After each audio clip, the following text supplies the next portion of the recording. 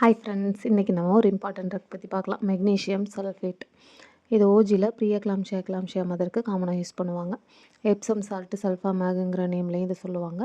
இதோட main property அப்படின்னு பார்த்தோம்னா ஆன்டி கன்வல்சன்ட். இது வந்துட்டு நியூரோ டிரான்ஸ்மிட்டர் அசிட்டில் கொலைன் இருக்கும். அதை நியூரோமஸ்குலர் ஜங்ஷன்லேருந்து ரிலீஸ் ஆகிறத கம்மி பண்ணுறதுனால ஃபிட்ஸ் வராமல் பார்த்துக்கும். நெக்ஸ்ட்டு ஒன்று லாக்ஸேட்டிவ். லாக்ஸேட்டிவ்னா என்ன?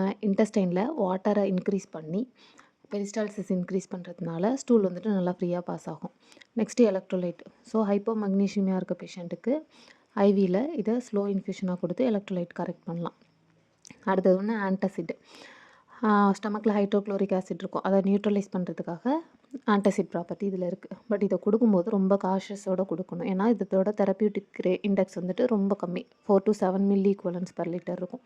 ஸோ ஒரு டோஸ் கொடுக்கறதுக்கு முன்னாடியும் தெரப்பியூட்டிக் இண்டெக்ஸ் செக் பண்ணணும். Deep டெண்டான் reflux, respiratory rate, urine output எல்லாமே செக் பண்ணிட்டு தான் கொடுக்கணும். டாக்ஸிசிட்டி ஆயிருக்கான்னு சொல்லிட்டு பார்க்கணும்.